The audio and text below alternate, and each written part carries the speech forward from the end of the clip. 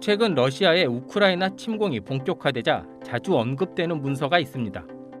1994년 12월 5일 러시아와 미국, 영국, 우크라이나, 벨라루스, 카자흐스탄이 체결한 부다페스트 안전보장각서입니다. 부다페스트 안전보장각서는 소련 해체 이전 벨라루스와 우크라이나, 카자흐스탄이 보유했던 핵무기에 관한 각서입니다. 과거 소련은 서유럽 주요 도시들을 직접 타격할 수 있는 우크라이나와 카자흐스탄, 벨라루스에 막대한 양의 핵무기를 배치했습니다. 이 가운데 우크라이나에는 핵미사일 176개, 핵탄두 1,800여 개 등 1,900개가 넘는 핵무기가 배치됐습니다. 카자흐스탄과 벨라루스 역시 만만치 않은 핵무기가 있었는데 카자흐스탄에는 1,400여 개의 핵탄두가 있었고 벨라루스에는 800개가 넘는 핵탄두가 있었습니다. 우크라이나의 경우 대륙간 탄도탄 ICBM까지 보유하고 있어 우크라이나에 있는 핵 전력만으로도 당시 세계 3위의 핵 전력을 가지고 있었습니다. 그런데 우크라이나 정부는 1994년 12월 5일 핵무기 보유 포기를 선언합니다. 카자흐스탄과 벨라루스 정부도 같은 행동을 취했는데 이들 국가들은 핵무기를 모두 러시아에 넘기게 됩니다. 그리고 러시아와 미국, 영국으로부터 영토를 인정하고 존중받으며 경제와 안보의 안정을 보장받게 됩니다. 이게 최근 논란이 많은 부다페스트 안전보장각서의 주요 내용입니다. 러시아 침공이 발발한 현 시점에서 우크라이나의 많은 지도층이 이때 맺은 각서가 효력이 없다며 우크라이나는 핵무기를 포기하지 말았어야 했다고 주장하고 있습니다. 하지만 1994년 우크라이나 입장에서는 핵무기를 가지지 못한 이유가 있었습니다. 1993년 4월 21일 우크라이나 외무부가 작성한 핵 확산 금지 조약에 가입하지 않음으로 인하여 발생 가능한 결과를 보면 핵무기를 보유하지 못하는 이유를 크게 4가지로 제시했습니다. 핵미사일과 핵탄두를 사용할 수 있는 능력이 없고 핵무기를 운영할 만한 비용도 없으며 핵무기를 포기하지 않을 시 러시아로부터 지원이 단절될 수 있고 국제적 고립을 자초할 수 있다. 하나씩 살펴보면 우선 우크라이나에 있던 핵무기는 소련이 붕괴하는 과정에서 어쩌다 보니 남은 것이었습니다. 이 때문에 핵미사일을 발사시키고 격발하는 데 필수적인 접근 제어 장치나 발사 코드는 전부 모스크바에 있었기 때문에 보유한 핵무기 중 가장 가치가 있었던 핵미사일은 무기로서 효용이 없었습니다. 두 번째, 1,800여 개의 핵탄두를 유지하기 위한 비용도 감당할 수 없었습니다.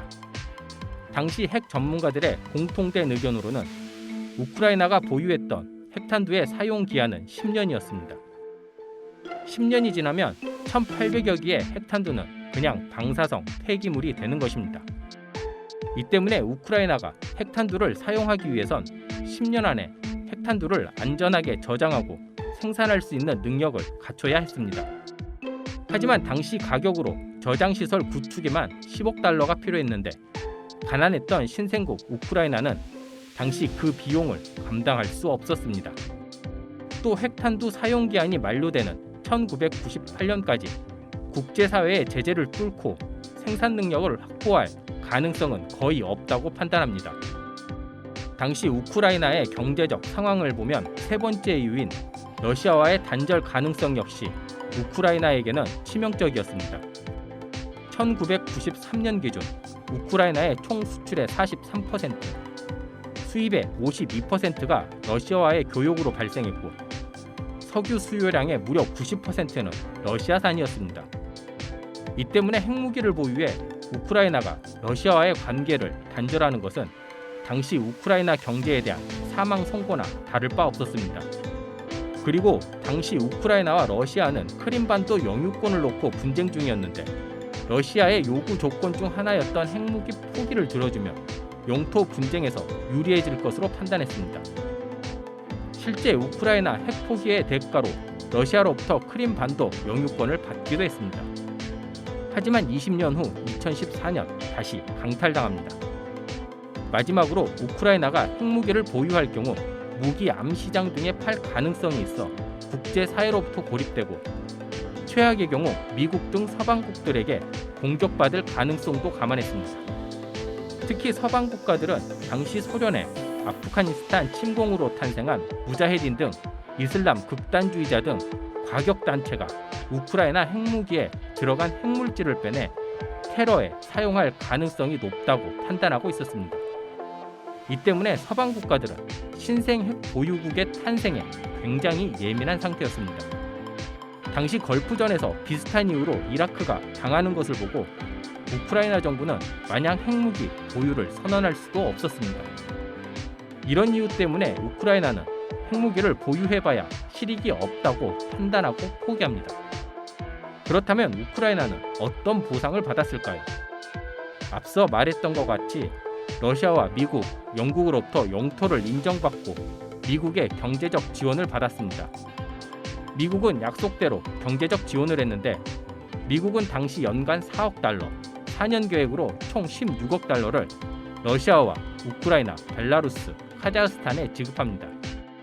4년이 지난 후에도 핵무기 포기에 대한 지원은 계속됐는데 1991년부터 2012년까지 미국이 러시아, 우크라이나, 벨라루스, 카자흐스탄에게 지급한 금액은 87억 9천만 달러에 달합니다. 라이트업은 앞으로 다양한 분야의 정보를 시청자 여러분들께 소개해 시청자분들의 지식을 조금이라도 올려드리기 위해 최선을 다하겠습니다. 구독과 좋아요 부탁드립니다.